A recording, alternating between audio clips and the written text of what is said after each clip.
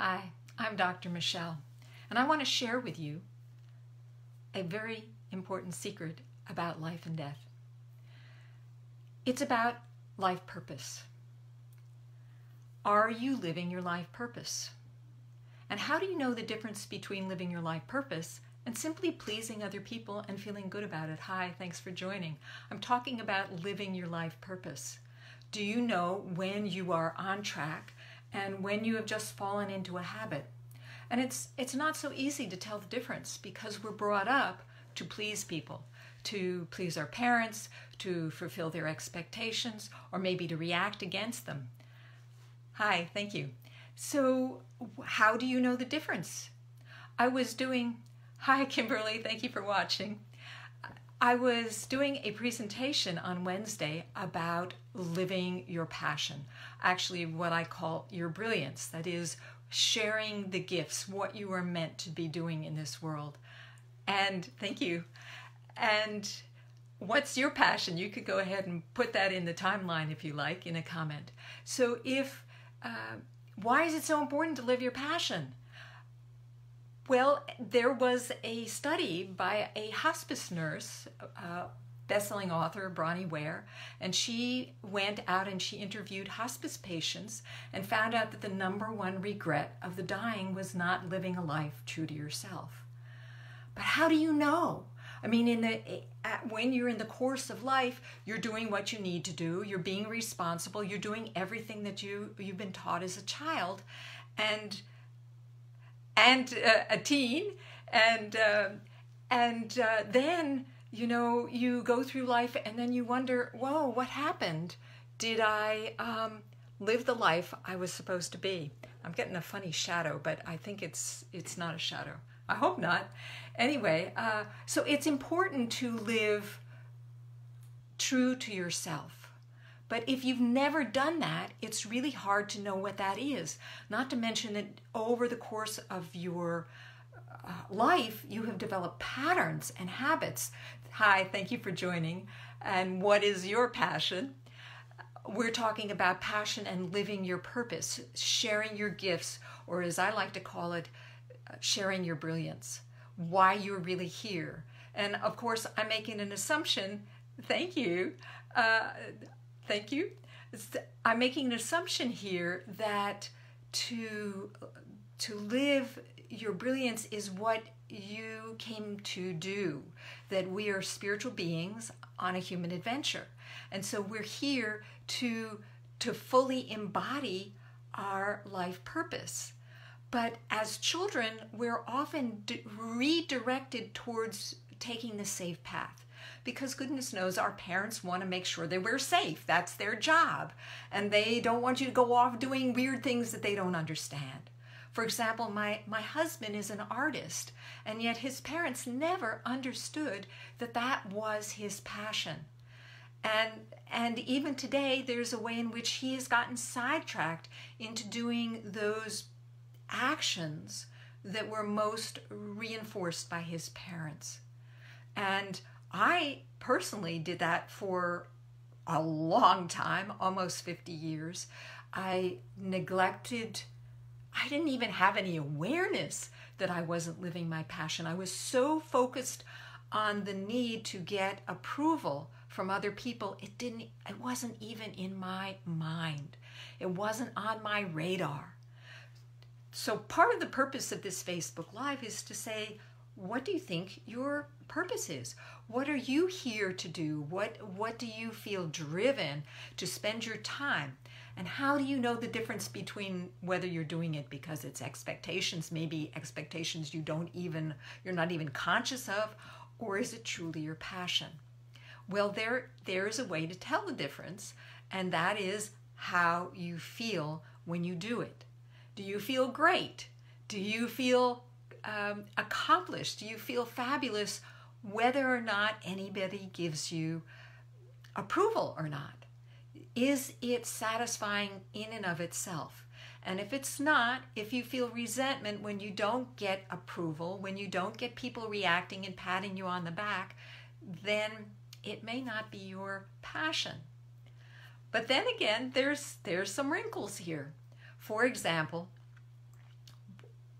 when I clean up the house, I feel great. And I feel great whether I get somebody who says something, oh, how fabulous it looks or not. Because as a child, I found, hi, thank you for joining. As a child, we're talking about how do you know the difference between living your passion or living according to somebody else's dictates or living according to pleasing other people. And sometimes it gets tricky to tell the difference, especially since many of us have not been brought up to even consider what our life purpose is. We haven't had that as something that was conveyed to us as children. Although, in my own childhood, I should have known better because my mother actually totally lived. Hi, Sue. Thanks for joining. How are you living? Hi, thank you. Are you living your life purpose? So I grew up and my mother was living her purpose. In fact, to the neglect of her children, which maybe created a little bit of a disconnect for me. But she was a toy designer, and she enrolled my aunt, who was an amazing sculptor, in her venture to be a toy designer. And they used to go to New York City, and they took their designs to major toy companies. And when I was growing up, all I wanted to do was say, no, don't get me involved in your projects. Well, my mother had some issues with boundaries. She always used her children as her workforce, and I didn't want to have anything to do with that. I felt like she was manipulating me.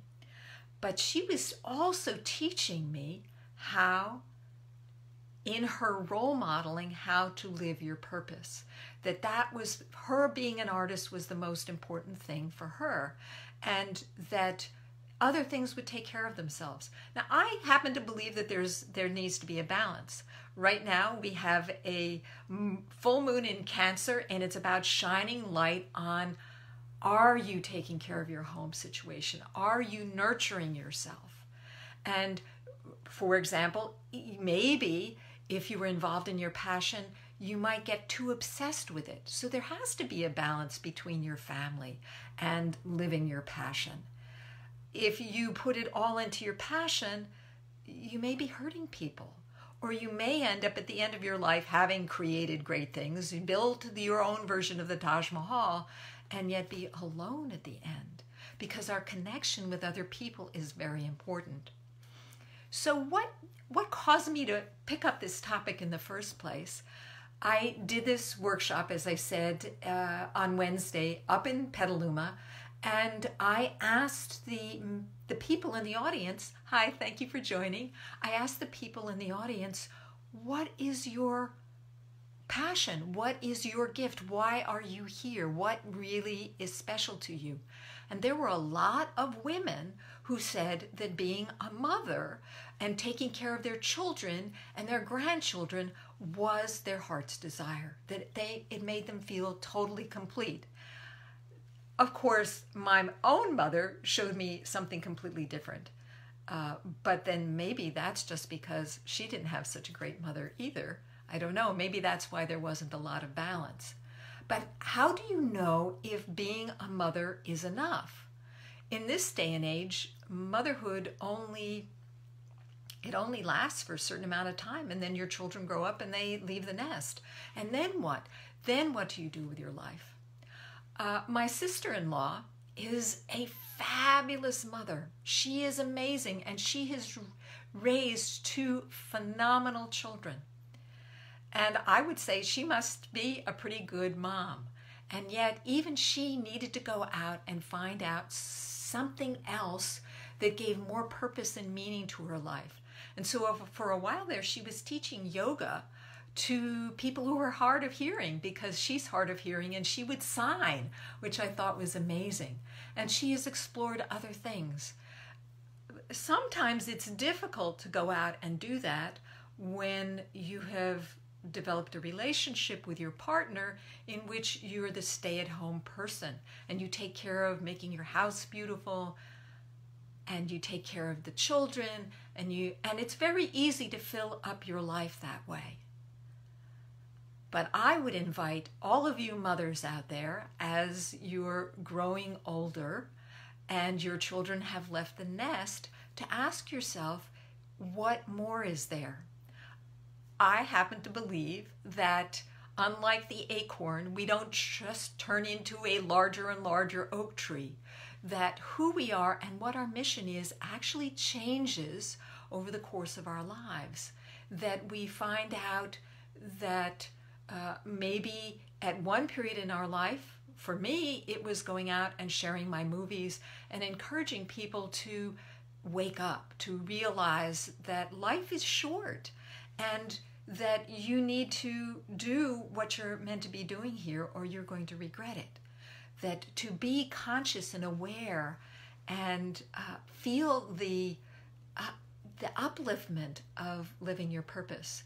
Now, a true litmus test of living your purpose is that you would do it whether they paid you for it or not. Well, now that's a problem, because if you do it because you're pleasing, you could do it whether you're getting paid or not, because there's a way in which maybe you've gotten a habit that it actually feels good. Even if the person you've given that good attention to, like maybe you're a coach or something, if you give that attention to and they don't even respond, you still feel good because it's programmed. You've been programmed from an early childhood to be the caregiver, the one who takes care of others. And when you're doing that, you feel safe. And that feels good. It feels good in these bodies to feel safe, doesn't it? So then you have to ask yourself, are you living your passion? Are you just pleasing? Are you just fulfilling the expectations of the community of childhood, the voices that are still carried on in your head, or are you actually pleasing yourself? I recommend experimentation. I recommend that you go out and try different things. The other thing I notice about your passion is oftentimes it makes you uncomfortable. That is, you have to step out of your comfort zone in order to really fulfill that. It's like the butterfly. It's a happy little caterpillar munching happily on leaves, and it goes into a deep sleep. It becomes liquefied, and then it has to struggle out of that cocoon in order to develop strong wings. It has to struggle. And oftentimes when we are becoming the butterflies that we're meant to be, we actually have to struggle. So another thought came to me while I was doing this workshop, and that was the difference between the pleaser and the martyr. In my scheme of archetypes, I always have seen the pleaser as somebody who does it because they want love, whereas the martyr does it because she does all these things because she's trying to control people in her life. And so she makes them feel guilty so that they will do her bidding. But I think that there's a lot that those two have in common, because both of them are trying to reach out to other people to get what they need. Now, the difference is with the martyr, they tend to be more explicit. That is, they let people know what their expectations are, and then they kind of groan and moan when they don't get that. Whereas the pleasers, they think that just by being pleasing, they will get what they want. And then when they don't, they get mad. They don't do guilt, they actually get angry. And sometimes it just bursts out and they get angry at somebody who doesn't know what the heck why they're angry, because they had no idea that there were any expectations at all. If either of those things are happening in your life journey, in your venture, maybe the underlying issue is that you're not living your purpose, that you're not really fulfilling your brilliance.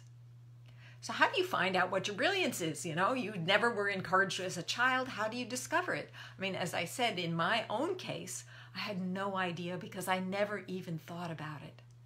And after my mother passed, that's when I finally decided that I was going to live my life purpose. I was going to live on purpose. I was not going to die with regret. And I immediately became interested in making a film series on dying and caregiving because I was curious.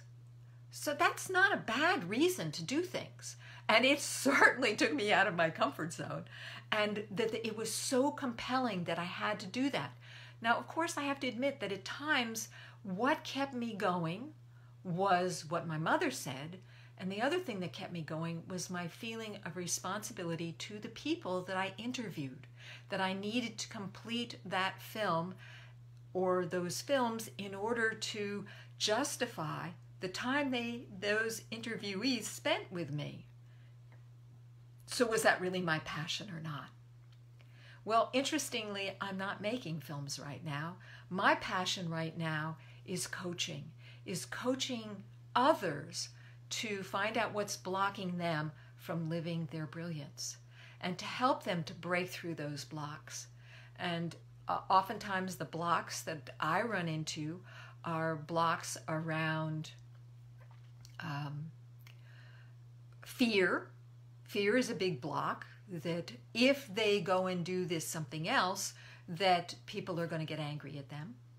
Or there will be an angry voice in their head, probably from one of their parents or siblings, that makes them feel bad. And so it just feels safer. And sometimes it is so it's so patterned that when you step out of the comfort zone, the fear crops up, and then you may even sabotage yourself. That's why it's so important to work with a coach, because it's hard to tease these various aspects of ourself out. And I want you to really understand that these bodies are very, very powerful. When you are angry, a whole bunch of chemicals get released in your body to prepare you to fight. And when you're afraid, a whole bunch of chemicals get released in your body to prepare you to flee or to freeze. And they are not easily surmounted. You actually need to take steps to calm your body down so that you act in a more intelligent and self-supportive way. And sometimes I gotta say, the sabotage comes out without any anger, without any awareness of fear. It's just that you suddenly realize, oh, you missed an appointment. Or, you've never called that person back to set up that interview with them. It just keeps on getting on the back burner, on the back burner, on the back burner. And that's sabotage. If you want to be a successful entrepreneur, there are actions you have to take. And many of them are going to take you out of your comfort zone, such as standing up powerfully and asking for what you want and telling people who you really are. So if you were brought up to be very demure and to undersell yourself, then that might get in the way of your standing powerfully. Or you when you're having a call with a potential client and you let them walk all over you, that is another form of sabotage. You want to be powerful, you want to stand up in your strength. And it takes practice. Literally, you have to change the patterns in your brain. And yes, tapping can help and affirmations can help. But what I find is if there's an emotional trigger underneath that, you have to address the emotions first. And sometimes you have to dig down and look at what caused them in the first place so that you can get a handle on it, as opposed to just struggling with your emotions all the time. Now, I want to go back to balance. Hi, thank you for joining. We're talking about living your passion and how to distinguish between when you're living your passion and when you are just pleasing somebody. And sometimes it's hard to tell the difference because the person you're pleasing might be some subconscious parent that you don't even realize is still pulling all your strings. And sometimes it feels so good to do that pleasing that it's hard to distinguish that from living your passion. So where was I? So ultimately, we're going to go back. Thank you for continuing to be here this whole time. I'm really touched. Hi, Sue. Please go ahead and post if you have questions about your passion or understanding the difference between pleasing or fulfilling other people's expectations and actually living your life purpose. Oh, so I was saying before, it's come back to me, that your purpose may change over time. So I gave you the example of how I started out being a filmmaker, and then I changed to being a coach. And who knows what will happen in another 10 or 15 years as I get older. Maybe my purpose will shift again. And so the ultimate thing to understand is that your feelings inside of you give you an indication. That is, it feels really great when you're living your passion, but it can also arouse fear. That's why I encourage you to seek out guidance from a good coach, from somebody who can help you to distinguish the difference. And what I do with my clients is I actually help them to learn how to listen to their heart. And when you listen to your heart, it really does tell you. Although I was working with this other client the other day, and the voice that came out was definitely not his heart. It was a very harsh critic that he had that was preventing him from listening to his heart. But then eventually his heart came through. And that's part of the magic that I do, is that I provide the container for your heart to speak. I am a body listener, or I guess you could call me a body whisperer in some ways, but I listen and I actually can feel what's going on in your body over the phone. I don't know how, but that is a particular talent that I've developed. And the other talent I've developed over the years of doing spiritual work is that I have a voice that can put you into an altered state. That was something it was a gift from my particular spiritual teacher, that he had me reading to his students all the time, and I would put them into a very deep state. So what else do I have to offer you? I want to go back to the mother. And I have to say that I have some thoughts about that because of my own mother. And I don't know if motherhood is enough of a purpose. But if that's what you feel your purpose is, I would say go for it and be the best mother you can. Excel at it. That's one of the messages that my spiritual teacher taught me, which is, I forget the Arabic word, but it is living according to excellence. And when you live excellently, you know what? It doesn't really matter what you do, as long as you put your full heart and awareness into it. So those are two keys, right? Your heart and your awareness into it. And if it starts to drain your energy or you feel resentful, that's a good sign that you are not living your life true to yourself. Well, I think that's all I have to share today. And be brilliant. Have a great weekend. And bye for now. I keep on doing the wrong thing here. Here we go. Take care.